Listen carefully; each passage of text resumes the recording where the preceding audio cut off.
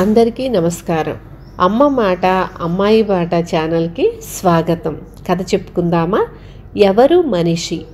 ఒక గ్రామంలో కనకదంతుడు అనే గొప్ప ధనవంతుడు ఉండేవాడు.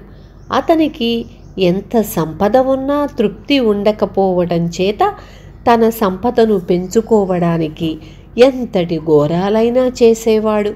ఎన్నో కుటుంబాలు అతని ధనదాహం మూలాన నాశనమైపోయాయి. అతను మొత్తం గ్రామాన్నే పీల్చి పిప్పి చేశాడు.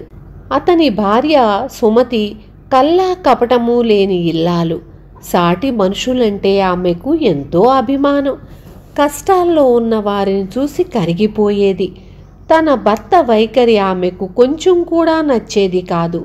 మనకు ఉన్నది చాలదా, ఇంకెంతకాలము ఇలా మనుషుల నెత్తురు తాగుతారు అని భర్త మనసు మార్చటానికి ప్రయత్నించేది. ఆమె పట్ల ప్రేమానురాగాలున్న ఆమె మాటలను మాత్రం కనకదంతుడు ఏమాత్రమూ పట్టించుకునేవాడు కాదు. ఇలా ఉండగా ఎక్కడి నుంచో దయానిధి అనే యోగి ఆ ప్రాంతాలకు వచ్చి ఆ గ్రామం పొలిమేరలో ఉన్న ఏటిగట్టున కుటీరం నిర్మించుకొని ఆశ్రమం ఏర్పాటు చేసుకున్నాడు. ఆ ఆశ్రమంలో ఆయన అనేక పళ్ళ చెట్లు నాటించాడు.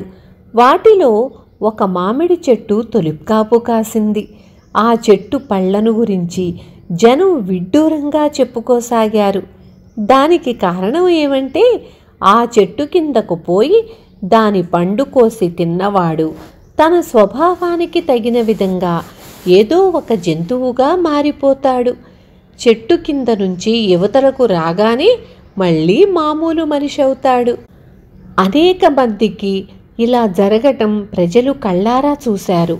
ఈ వింత చూడటానికి కనకదంతుడు అతని భార్య ఆశ్రమానికి వెళ్ళారు. అక్కడ జనం గుమికూడి వేడుక చూస్తున్నారు. అందరూ చూస్తుండగానే ఒక వయసు మళ్ళిన వీరయోధుడు, ఒకప్పుడు సైనికుడిగా అనేక యుద్ధాలలో పాల్గొన్నవాడు, చెట్టు కిందకు వెళ్ళి పండు తిని పెద్ద పులిగా మారి గాండ్రుమంటూ జనం మీదకు దూకి వెంటనే మామూలు మనిషిగా మారిపోయాడు. అదేవిధంగా ఆ గ్రామానికి చెందిన వీధి బడిపంతులు గంగిగోవుగా మారిపోయాడు. తన శత్రువుల పంట కుప్పలకు నిప్పు పెట్టిన వాడొకడు కోడెతాచుగా మారి బుసలు కొట్టాడు. కనకదంతుడి సేవకుడొకడు కుక్కగా మారి భౌ భౌమని మురిగాడు. అడ్డమైన వాళ్లకు మెట్ట వేదాంతం బోధించేవాడు ఒకడు గాడిదగా మారి ఓండ్ర పెట్టాడు. ఇలా అనేక మందికి జరిగిన మీదట గ్రామస్తులలో చాలామంది తమ నిజమైన స్వభావం తెలుసుకోవాలని ఉన్నా లోకానికి తెలియనివ్వటం ఇష్టం లేక పండు తినటానికి భయపడ్డారు.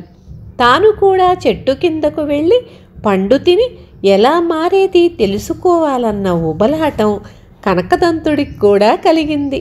అయితే తనలాంటి గొప్పవాడు, పేరు పలుకుబడి ఉన్నవాడు పందిగానో గాడిదగానో మారితే నలుగురిలో చులకన అయిపోక తప్పదు కదా. అందుచేత అతను రహస్యంగా పండు తినాలనుకున్నాడు. ఆ రోజు అర్ధరాత్రి అతను సుమతిని వెంటబెట్టుకొని ఎవ్వరూ చూడకుండా ఆశ్రమం చేరుకున్నాడు. ఇద్దరూ మామిడి చెట్టు కిందకు వెళ్ళి చెరొక పండు కోసి తిన్నారు. సుమతిలో ఏ మార్పు లేదు. కానీ కనకదంతుడు బ్రహ్మరాక్షసిగా మారిపోయి నరవాసన నరవాసన, ఆకలి ఆకలి అని అరుస్తూ సుమతిని పట్టుకోబోయాడు. ఆమె భయపడిపోయి అతనికి అందకుండా తప్పించుకొని గ్రామం కేసి పరుగు తీసింది. ఆమె వెంటపడిన కనకదంతుడు యథారూపం పొంది భార్యను ఆగమని కేకలు పెట్టినా ఆమె వినిపించుకోలేదు. తరువాత సుమతి తన భర్తతో కాపురం చెయ్య నిరాకరించింది. కనకదంతుడు ఆశ్రమానికి వెళ్ళి దయానిధిని బ్రతిమాలి వెంటబెట్టుకొని వచ్చాడు. దయానిధి ఆమెతో, అమ్మా, నీకొచ్చిన భయం ఏమీ లేదు. నీ భర్తలో రాక్షసుడి లక్షణాలున్నాయేమో కానీ అతను నిజంగా రాక్షసుడు కాదు కదా. ఆ చెట్టు కింద పండు తిన్నప్పుడే అతనికి రాక్షసుడి ఆకారం వచ్చింది. ఆ చెట్టు కొట్టించి వేశాను. ఇక నీ భర్త రూపం మారే ప్రమాదం లేదు.